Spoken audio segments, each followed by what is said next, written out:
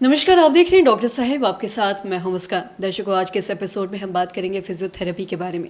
हम ये जानेंगे, एक ये धारणा बनी हुई है, कहते हैं लोग कि फिजियोथेरेपी एक्सरसाइज है। आज हम इसी पे खास बातचीत करेंगे और ये जानेंगे कि फिजियोथेरेपी में क्या होता है और कैसे इससे दर्द से छुटकारा पाया जाता है। और इसी पे खास बातचीत करने के लिए आज हमारे साथ मौजूद है डॉक्टर अर्चना अग्रवाल। दर्शकों, आपको बता दें कि बिहार की जानी मानी फिजियोथेरेपिस्ट है। मैम नमस्कार, बहुत बहुत स्वागत है आपका।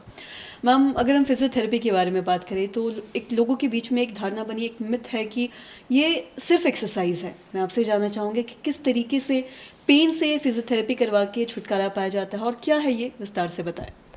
फिजियोथेरेपी एक्सरसाइज है, लेकिन ये सिर्फ एक्सरसाइज नहीं है। फिजियोथेरेपी में कई उपचार हैं, जैसे इलेक्ट्रोथेरेपी है, एक्सरसाइज थेरेपी है, फिर मैनुअल थेरेपी है। उस मैनुअल थेरेपी में कई तरह के थेरेपीज़ होते हैं जो कि मॉडर्न टेक्निक्स हैं, जैसे मेटलैंड, मलिगन, मैकेंजी ट्रीटमेंट।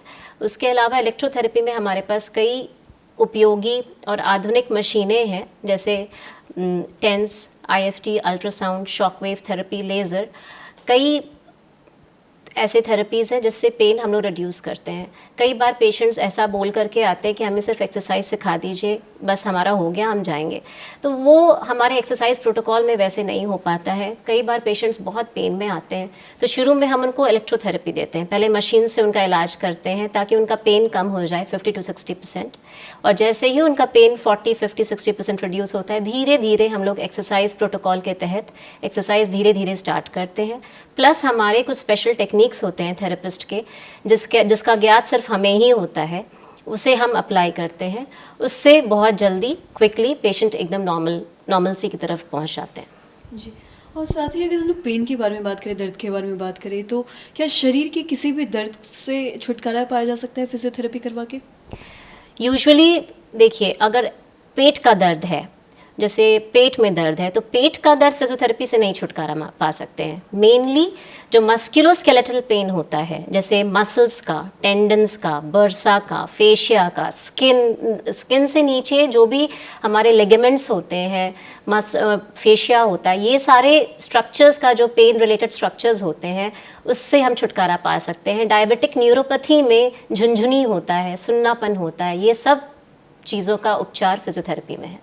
जी, और साथ ही अगर किसी को क्रैम्प है या फिर किसी एक्सीडेंट में अगर कोई चोट लग जाता है, या फिर कई बार ऐसा देखा जाता है कि जिन लोगों का एक्सीडेंट होता है तो उन्हें फिजियोथेरेपिस्ट के पास भेजा जाता है वापस चलने के लिए। कई बार ऐसा होता है कोई चल नहीं पाते हैं, तो इस बारे में क्या बताना चाहेंगे आप?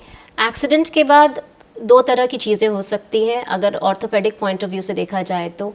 एक्सीडेंट के बाद या तो अगर फ्रैक्चर्स है तो वो तो पहले ऑर्थोपेडिशियन के पास ही जाएंगे। जब उनका रेस्ट पीरियड पूरा ख़त्म हो जाएगा, या तो वो सर्जरी करा के आएंगे या फिर वो सिंपल प्लास्टर करा के आएंगे। उसके बाद फिजियोथेरेपी ही उनको नॉर्मल जॉइंट मोशन और स्ट्रेंथ नॉर्मली ला सकता है और उनको नॉर्मल मोबाइल पहले की तरह बना सकता है।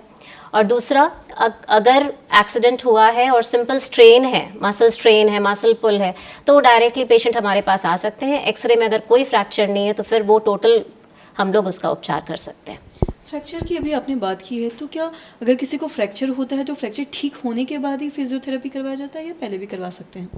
नहीं, फ्रैक्चर पूरा हील हो जाता है। प्लास्टर में जो अलाउड नंबर ऑफ वीक्स में जितना पेशेंट को ऑर्थोपेडिशियन ने बता रखा है उतना दिन उसे रेस्ट करना है, उसके बाद ही वो फिजियोथेरेपी में आ सकते हैं। जी मैम, बहुत बहुत शुक्रिया तमाम जानकारी देने के लिए। Thank you. तो आशा करते हैं दर्शकों कि आप ये समझ पाए होंगे कि फिजियोथेरेपी में क्या होता है और साथ ही साथ इससे कैसे दर्द से छुटकारा पाया जा सकता है फिजियोथेरेपी करवा के। और साथ ही साथ जैसा कि एक मिथ है, लोगों के अंदर एक धारणा बनी हुई है कि फिजियोथेरेपी सिर्फ एक्सरसाइज है, हालांकि ऐसा नहीं है, इसमें भी बहुत सारी चीज़ें होती हैं। तो आशा करते हैं दर्शकों की जो तमाम जानकारी है आपके लिए लाभदायक रही हो। तो आज की इस वीडियो में इतना ही। अगर आपने अब तक हमारे चैनल को सब्सक्राइब नहीं किया तो तुरंत कर ले, साथ ही हमारे फेसबुक पेज को लाइक करें। वीडियो देखने के लिए आपका धन्यवाद।